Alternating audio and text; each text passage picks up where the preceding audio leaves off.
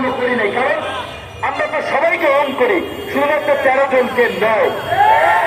তো এই যে একটা বিভাজন তৈরি হলো, এটা কি কাম্য ছিল আপনাদের আমাদের? এবং দেখেন এই যে কয়েকদিন আগে এই আহতদের পরিচয় আমাদের একজন দলের নেতা, সিনিয়র নেতা ফারুক এখনো পিজি হাসপাতালে ভর্তি। এই যে ছাত্রলীগ যুবলীগের মতো গুন্ডামি করে শহীদ মেয়ের ছেলেগুলো, আমার মায়া লেগেছে। ওরা এখন অসুস্থ, আমি জানি না আসলে প্রকৃত ওরা অসুস্থ কিনা, কিন্তু এই যে ছুরি দিয়ে কপালে পড়ছিল, পা ভাঙলো, এখনো চেষ্টা করে পিজি হাসপাতালে। এই ঘটনা তারা কিভাবে ঘটালো?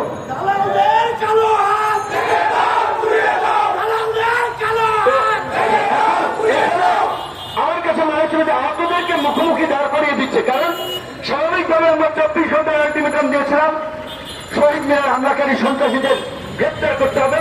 পুলিশ দুজনকে গ্রেপ্তার করেছিল, কিন্তু একটা ইনভেস্টিগেশন হওয়া উচিত যে কেন তারা হামলা করলো এবং তাদেরকে কেউ উস্কে দিয়েছে কিনা। কারণ এখন যে রাজনৈতিক পরিস্থিতি খুবই অস্থির এবং অস্থিতিশীল পরিস্থিতি, সরকার, ছাত্র, বিভিন্ন রাজনৈতিক দল মুখোমুখি হয়ে যাচ্ছে।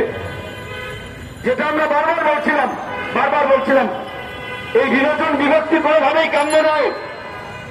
এই গণঅভ্যুত্থানের সরকার অন্যান্য সময় তত্ত্বাবধায়ক সরকারের মতো 3 মাসের জন্য নির্বাচনের জন্য সরকার না। এই গণঅভ্যুত্থানের সরকার রাষ্ট্র পুনর্গঠনে, রাষ্ট্র সংস্কারে আমাদের সমর্থিত সরকার। কিন্তু দুঃখজনক 5 মাসে তাদের কর্মকাণ্ড আমাদেরকে হতাশ করেছে, অভিভূত করেছে। কিছুদিন আগে দেখলাম শতাধিক পণ্যে ব্যাট এবং শুল্ক আরোপ করেছে নতুন করে। এমনকি রেস্টুরেন্টে খেতে যাবেন, সেখানেও 15% ব্যাট বাড়িয়ে দিয়েছে। যাকে যে ন্যায্য মূল্যের পণ্য বিক্রির ইনিশিয়েটিভ ছিল সেটি তুলে দিয়েছে। বাণিজ্য মন্ত্রী জমিদারের মতো কথা বলছেন যে এই রাতারাতি চালের দাম কমানোর আমার কাছে কোনো ম্যাজিক নাই। ম্যাজিক তো থাকতে হবে। আপনি দায়িত্বে বসেছেন, জনগণের চাহিদা বুঝতে হবে, জনগণের কথা শুনতে হবে। 5.5 থেকে 5 কোটি খেটে খাওয়া মানুষ, চালের দাম, তেলের দাম, জিনিসপত্রের দাম বাড়লে তাদের জীবন জীবিকায় প্রভাব পড়ে। আপনি সরকার চালাচ্ছেন, আমরা সমর্থন দিচ্ছি, তাহলে আপনার সেটা দেখতে হবে না আমার জনগণ কেমন আছে, আমার জনগণ নিত্য প্রয়োজনীয় জিনিসপত্র তার ক্রয় ক্ষমতার মধ্যে আছে কিনা। আজকে 5.5 মাস পরেও আহতরা তাদের ক্ষতিপূরণের জন্য নিহতরা রাস্তা দাঁড়াচ্ছে। এটি কি সরকারের দেখার দায়িত্ব না? এইটা দেখার দায়িত্ব আমার না, শহীদুল ভাইয়ের না। এটার জন্য একটা ফাউন্ডেশন করে দেওয়া হয়েছে। ফাউন্ডেশনের সাধারণ সম্পাদক বানানো হয়েছে একজন ছাত্রনেতা, আবার একই সাথে সে নাগরিক কমিটির মুখ্য সংগঠক।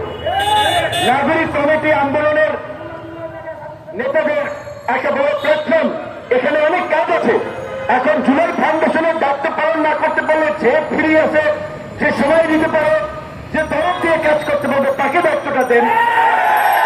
দায়িত্ব নিয়ে বসে থাকলেন, কাজ করতে পারলাম না, তাহলে কি হলো? আমি সরকারের প্রতি এবং এই জুলাই ফাউন্ডেশনের সাথে যারা সংশ্লিষ্ট আছেন তাদেরকে আগামী 15 দিনের মধ্যে নিখুঁত নিহতদের তালিকা এবং আহতদের তালিকা করে আহতদের ক্রাইটেরিয়া ভেবে অবশ্যই তাদেরকে মিনিমাম 50 লক্ষ টাকা করে আহতদের সহযোগিতা করতে হবে। এবং যারা নিহত হয়েছে, কয়জন, যদি 800 ধরেন, 1000 ধরেন, তাহলে 1000 মানুষকে 1 কোটি টাকা করে দিলে 1000 কোটি টাকা লাগবে। একজন পিকে হালদার 10,000 কোটি টাকা নিয়ে গেছিল। এছাড়াও 14টা ব্যাংক খেয়ে ফেলাইছে। সালমান রহমান এক জনতা ব্যাংক থেকে প্রায় 30,000 কোটি টাকা ঋণ আপনার মওকুফ করে, প্রস্তুত করে সুযোগ সুবিধা নিয়েছেন। এই রকমের মাফিয়ারা তো মিনিমাম 50 আছে, যে এই 50 মাফিয়াই তো দেশে দেশের ব্যাংক থেকে আর্থিক খাত থেকে অন্তত 2-4 লক্ষ কোটি টাকা গায়েব করে দিয়েছেন।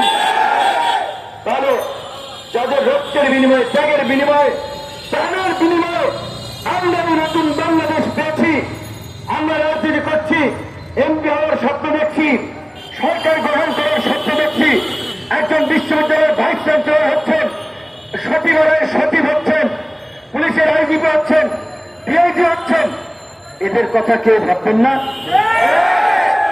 সবাই নিজের ধান্দা ব্যস্ত হয়ে যাচ্ছেন, কিন্তু এইটা কথা ছিল না, ভুলে যাবেন না। ইতিহাস বড় নির্মম এবং নিষ্ঠুর, ইতিহাস কাউকে ক্ষমা করে না। যদি এই শহীদ এবং আহতদের প্রতি অবহেলা করা হয়, তাদের যথোপযুক্ত সম্মান নিশ্চিত করা না হয়, আবার আমরা সংকটে পড়ব। সেই সংকটে সবচেয়ে চরম মূল্য দিতে হবে রাজনীতিবিদদেরকে। কাজী রাজনীতিবিদদের উচিত এই বিষয়ে জোরালো ভূমিকা